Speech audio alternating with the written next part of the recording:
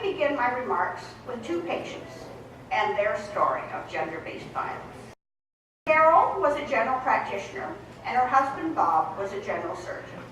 They met in medical school and were married in first year of residency. They are both in practice and have two children, ages 5 and 7. Carol makes no end of compromises to her practice to allow Bob to work as a surgeon. She runs the kids to school, lessons, helps with homework, and this all cuts into her working time.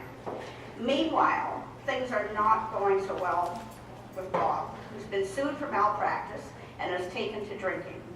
One night when Carol confronts him about his drinking, he hits her and blackens her eye. The next day at the office, she says that she ran into the door. Things worsen and they go to counseling, but the counselor is intimidated with 2 doctors and nothing is resolved. Carol tells Bob she's going to leave and take the children. Bob's court case comes back and he is found guilty. His reputation is tarnished, his wife and kids are leaving him, and his life is ruined. He hears Carol coming home from swimming lessons with the kids, and when they come in from the garage, he takes his hunting rifle, shoots them, and turns the gun on himself. The second case is Mary. She's a 28-year-old woman whose mother was a drug addict who had a variety of men in her life, many of whom abused Mary. Mary did poorly at school, and by the time she was in high school was running with the wrong crowd and using drugs herself. At age 14, she moved in with Tom, who was 23, and showed her special attention. Tom himself had been thrown out of home at 14 by an abusive father and spent most of his teenage years in detention centers as a result of petty crimes. The relationship between Mary and Tom developed a certain pattern: drinking for days at a time, arguing, which would escalate to the point of physical and verbal abuse. Mary was often badly beaten by Tom and became frightened of him. He would tell her to get out, but the idea of being on her own frightened her even more. After a number of abortions, Mary had Katie, their first child. Tom had been even more violent during the pregnancy. Mary was very depressed after the birth. She hoped that things would improve now that they had a child, but the drinking and violence and verbal abuse continued. She found herself pregnant again and was now so depressed that she thought of suicide.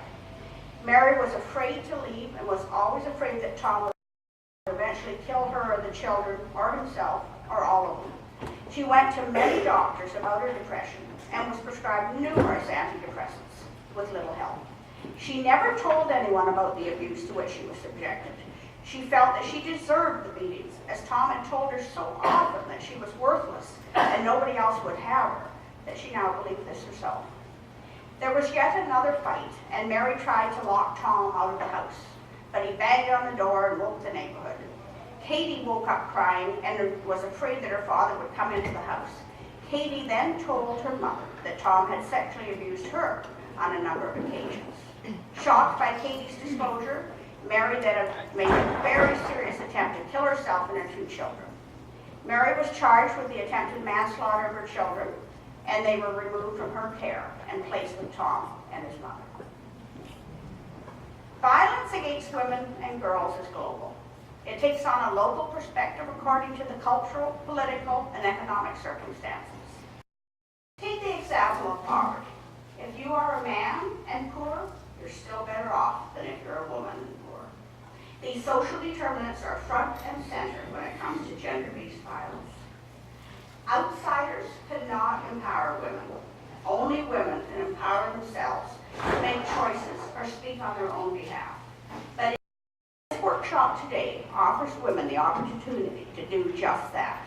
Become empowered, stand up for their rights, and let violence against women become a thing of the past. I wish you a successful workshop with positive outcomes and a step forward in eliminating and preventing all forms of violence against women and girls. Thank you very much.